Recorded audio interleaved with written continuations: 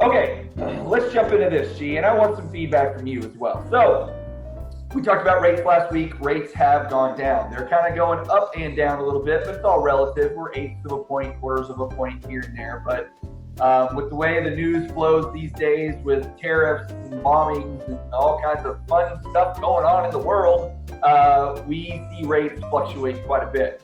So we get a lot of calls recently about refinance. Okay, so I figured we'd talk a little bit about that today. So what are different types of refinance? We're just going to give you an idea of what refinancing is, because we kind of know, everybody knows kind of, but what is it really? So you have several different types of refinancing you can do on the property. You've got rate and term refinancing, which is just simply taking either your rate, which is whatever it is, 4.7, 5.1, 2.6, whatever, or your term, 15 years, 30 years, whatever that is, and changing one of those two things. And that's it. You're not changing anything else. You're not taking more money out. You're just either lowering your rate or shortening or extending your term. Okay? That's one type of refinance.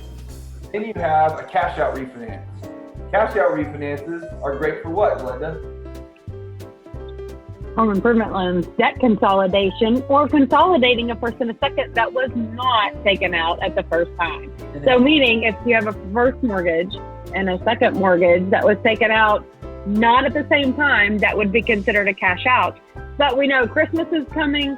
We know we've got some home improvements being done outside. So cash out is great to pay off those debts and pay for your back cover patio, put a pool in there, whatever you need to do at a lower percentage than a second mortgage or a personal loan or paying on your credit card debt. Because we know credit cards right now, some are 2%, some are 29%. So you can leverage your equity in your home to get a lower interest over the life of the loan. And there are other types of refinances that you can do that are what we call second liens, which is a line of credit that you can get on your home. It's a fluctuating rate, so it varies, and it's for a shorter period of time. Or you can do specific home improvement loans, like if you want to put a pool, or you can do a second lien on your house, whatever it is that you want to do. But again, most of the time when you're doing second lien refinances, the rates are going to be higher. They can be variable, and there's a little bit higher restrictions on it because it's a riskier type loan for the bank. So how does it work? Like, what is the process to it? Well, most of it is determined when you own your home. First off, we have to establish what's the value of your home and how much is your loan. So if it's just a general rate and term, ideally your value has probably gone up since you bought it. How much you owe has gone down since you bought it. And so therefore, we're just trying to lower the rate so you can have a better payment. Or maybe you're shortening the term so you can pay it off faster. Or maybe you're extending the term so you can lower your payment. Just kind of depends on what you're exactly looking for. So just like a purchase, every refinance is going to have closing costs. You're still going to have title. You're still going to have you're going to have an appraisal. You're going to have recording charges with the county. We have to set up an escrow account. So if you have an escrow account currently with your current servicer, you have to reestablish your escrow account, which means you basically have to collect for an entire, 6 months, 3 months, whatever the case may be, to reestablish that account, which we can add to your loan if you want to, but we'll talk about that. But also, that money that you do reestablish your escrow account with, you get back from your current servicer. So some of that money comes back to you sometimes. And we can explain that in greater depth if you want to call us and kind of work through that a little bit. But just know that they're going to have closing costs. And typically speaking, we take those closing costs and we roll those into the loan. So that way we can increase your loan a little bit as long as it's just for the cost of doing the refinance. So you can actually refinance your house and not have to bring any money into closing whatsoever if you're just doing it to lower your payment. Or you could refinance and get money back because you're taking equity out. But either way, you can avoid having to actually write a check for anything when you refinance, just depending on how you set it up. And typically, it's going to take anywhere between 20 to 30 days to close a refinance. We have to get appraisals and title and all that kind of stuff. It's just a typical loan, so you're still sending in documentation like tax returns, pay stubs, all that kind of boring stuff.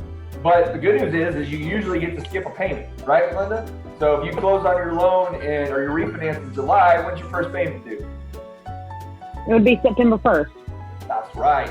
And if you talk to Glenn and I, we'll show you how to actually skip 2 payments. You get to 2. So not only do you get to lower your house payment, pick up a little bit of equity, but you can stretch out a little bit and not have to pay a mortgage for 2 months, which is really nice. when you got some bigger bills due, you can use that to pay off high interest debt. It's a great way to kind of consolidate stuff at a very low rate, because when you're borrowing against an appreciating asset, typically speaking, which is what your home is, and your interest is very, very low, that frees up cash on a month-to-month basis to pay off debt. So when you can take that cash and pay off existing debt that you don't now have to service, and maybe your mortgage payment either goes up just a little bit, or even in some cases can go down a little bit, but now those other debts, like maybe a car payment or high interest credit cards that you were paying on, you don't have to pay on anymore, which opens up cash flow, which helps you save, which helps you grow up. So these are all things and tools that you can use to kind of better your financial position, and your house is a great way to do that. So how do we know if it makes sense to do refinance? Well, basically, number one is when you're doing just a rate and term, you want to look at how much am I saving on a monthly basis, whether it be on a monthly payment or an interest. Because if you do a 15-year mortgage, for example, you're saving on interest, you're not saving on your payment. But how much am I saving versus what is the cost? Okay, so if it's going to cost you $4,000 to refinance and you're only saving $25 a month, probably doesn't make a whole lot of sense for you to do that, right? But if you're going to save $100 a month and it costs you $3,000 to refinance, well, that's 30 months. So you're going to break even in less than 2 years. So that means that's a good deal. So these are kind of how we evaluate this stuff. And like we were saying before, you want to pay off debt and you can free up cash flow instead of paying $100 or $200 to Visa every month. Now your mortgage payment just went up $25 or $5. And now that $100 or $200 doesn't go to pay off Visa, you can put it back against your house to pay that down faster, and you turn the snowball effect. What's his name? Dave Ramsey talks about your snowball effect, right? You pay off the debt because you free up cash to pay off bigger debts. So that's the idea behind it.